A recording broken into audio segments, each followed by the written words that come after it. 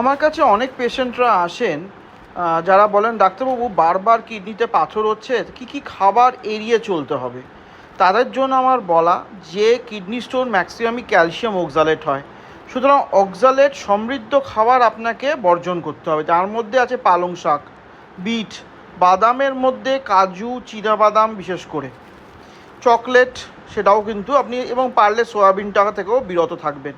যদি খেতেই হয় তাহলে ক্যালসিয়াম মানে যেগুলো ক্যালসিয়াম বেশি ফুড মেটেরিয়ালস যেমন দই, দুধ, পনির তার সঙ্গে খাবেন। তাতে কি অক্সালেট শরীরে শোষিত বা অ্যাবজর্পশন হবে না।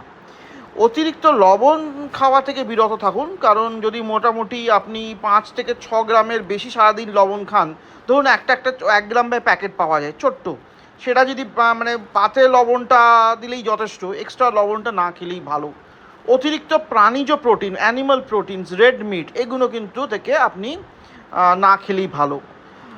চিনিযুক্ত খাবার যেমন সুগারি ড্রিঙ্কস, মিষ্টি, জুস, সফট ড্রিঙ্কস এবং কোলা, এগুলো কিন্তু না খাবেন না। দেখুন, আর একটা খুব ইম্পর্টেন্ট হচ্ছে ভিটামিন সি। অতিরিক্ত মাত্রায় যদি সাপ্লিমেন্টেশন করেন তাহলে কিন্তু শরীর ওটা অক্সালেটে রূপান্তরিত হয়, সুতরাং ভিটামিন সি খুব প্রয়োজন না হলে খুব বেশি খাবেন না। ক্যালসিয়ামের সাপ্লিমেন্টেশনটাও আবার অনেকে ভুলভাল করেন, জানেন তো, ক্যালসিয়াম ট্যাবলেটস খান, কিন্তু চেষ্টা করবেন খাবারের সাথে খেতে, তাহলে কিন্তু তাড়াতাড়ি অ্যাবজর্পশন হবে, নইলে কিন্তু আবার ওটা স্টোন ফর্মিং টেন্ডেন্সি থাকতে পারে। এছাড়া বেশি করে জল খান, এবং কতটা জল খাবেন, যা আপনার বডি ওয়েট ইন কেজিস তাকে ডিভাইড বাই 20 করুন, তার সাথে 500 ml জল অ্যাড করুন।